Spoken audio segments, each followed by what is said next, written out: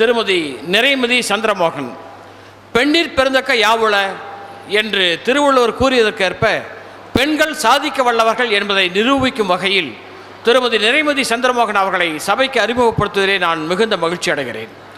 கரூரில் திருவாளர்கள் RK ராமதாஸ் அம்புஜம் இணையருக்கு மகளாக பிறந்த நிறைமதி மதுரை டான் பாஸ்கோ தொடக்கப்பள்ளி, கரூர் புனித தெரசா பெண்கள் மேல்நிலைப் பள்ளி, மாயனூர் மாவட்ட ஆசிரியர் கல்வி பயிற்சி நிறுவனம், அண்ணாமலை பல்கலைக்கழகம், பாரதிதாசன் பல்கலைக்கழகம் ஆகிய கல்வி நிறுவனங்களில் பயின்று BSc, MA, B.Ed, DTEd ஆகிய பட்டயங்களை பெற்று பெயருக்கேற்ப நிறைமதியாக விளங்குகிறார்.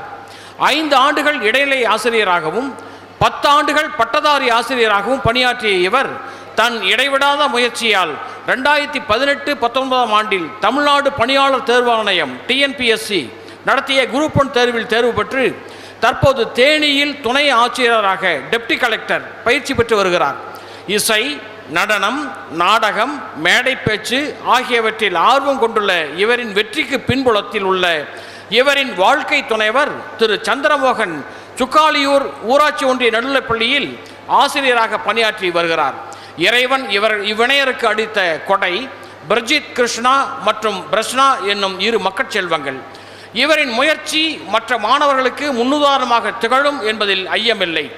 இவரின் பணி தூய்மையாக தொடர வேண்டும் என்று கர்மயோகி காமராசர் கல்வி அறக்கட்டளை இவரை பாராட்டி மகிழ்கிறது.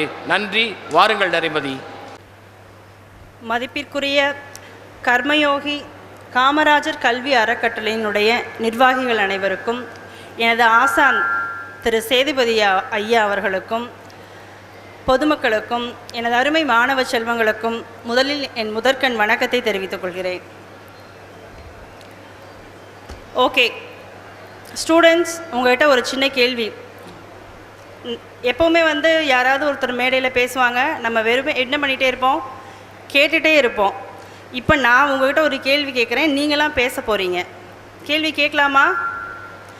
R you ready children? Louder please. Okay.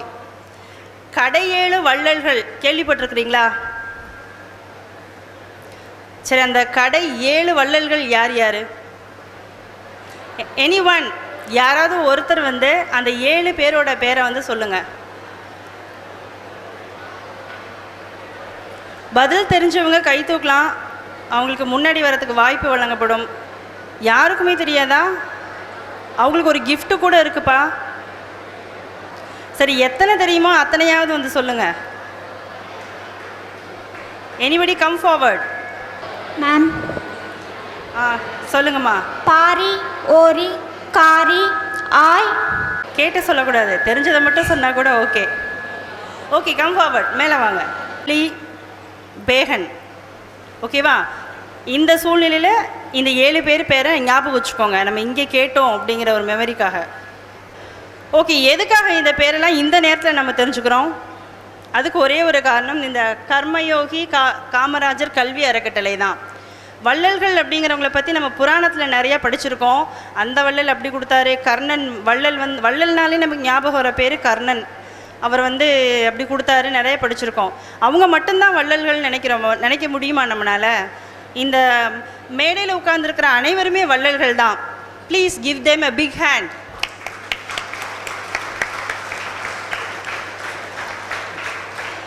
எதுக்காக இந்த நேரத்தில் இதை சொல்கிறேன்னா, அன்ன சத்திரம் 1000 நாட்டல், ஆலயம் 10,000 வைத்தல், அன்னையாவிலும் புண்ணியம் கோடி, ஆங்கோர் ஏழைக்கு எழுத்தறிவித்தல். அப்போ நம்ம என்ன தான் உதவி மற்றவருக்கு செஞ்சால் கூட அந்த எழுத்தறிவித்தவன் இறைவன் ஆவான் அப்படிங்கிறதே நம்ம படிச்சிருக்கோம். அப்போ இவங்களுடைய சேவை மற்ற துறைகளில் இல்லாமல் கல்வித்துறையில் மாணவர்களுடைய படிப்பிற்காக அப்படிங்கிறது மிகப்பெரிய விஷயம். அந்த வகையில் என்னுடைய மனமார்ந்த பாராட்டுகளையும் வாழ்த்துக்களையும் இந்த கல்வி அறக்கட்டளைக்கு தெரிவித்துக் கொள்கிறேன். அடுத்து இன்னொரு கேள்வி, இன்னொரு ப்ரைஸு, இன்னொரு கேள்வி. ரெடியாக இருக்கீங்களா மாணவர்களே?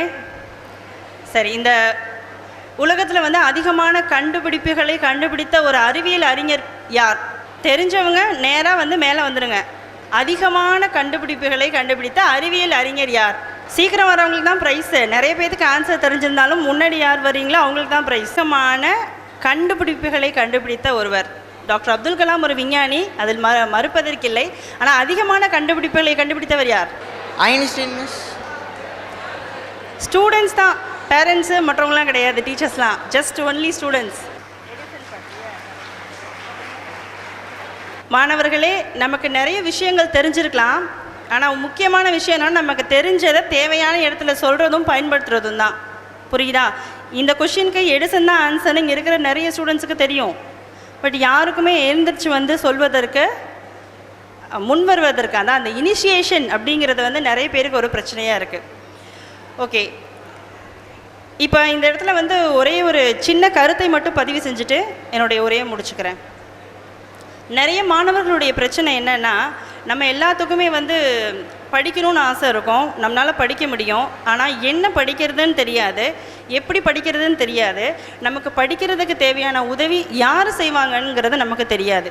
அப்போது படிக்க ஆர்வம் இருக்கிற மாணவர்களுக்கு படிப்பு மட்டுமே இருந்தால் போதும், மற்ற உதவிகளை செய்ய நாங்கள் தயாராக இருக்கிறோம்னு சொல்லி உதவிக்கரம் நீட்டுவதற்கு நிறைய அறக்கட்டளைகள் இருக்குது. அதனால் மாணவர்கள் வந்து படிக்கிறதுக்காக நம்மளால் படிக்க முடியலையே, நமக்கு யாரும் உதவி செய்யலையே அப்படிங்கிற எண்ணத்தோடு இல்லாமல் இந்த மாதிரியான கல்வி அறக்கட்டளைகளை வந்து அணுகி அதன் மூலமாக படித்து வாழ்க்கையில் முன்னேறணும். அதே சமயம் நம்ம வாழ்க்கையில் படித்து முன்னேறத்துக்கு உதவி செய்ய நிறைய பேர் இருந்தாலும் அதில் முக்கியமான பங்கு நமக்கு தான் இருக்குது. எந்த ஒரு விஷயத்தையுமே என்ன பண்ணணும் அப்படின்னா, அதனுடைய அணுகுமுறை சரியான விதத்தில் அணுகணும். அதை சரியான விதத்தில் வந்து அதுக்கு விடாமுயற்சியை நம்ம எடுத்துக்கணும். அதே மாதிரி ஒரு இடத்துல நம்ம தோல்வி அடைஞ்சிட்டா அந்த இடத்துல துவண்டு விடாமல் மீண்டும் என்ன பண்ணணும், நம்ம இலக்கை நோக்கி பயணம் செய்யணும்.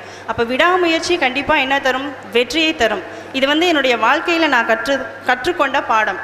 அந்த வாழ்க்கை பாடத்தினால தான் இன்றைக்கி உங்கள் முன்னாடி நிற்கிறேன். ஒரு 2000 வந்து இதே பிரேம் மஹாலில் வந்து ஒரு ஸ்டூடெண்ட்டாக இந்த ஸ்டேஜில் நான் பேசியிருக்கேன்.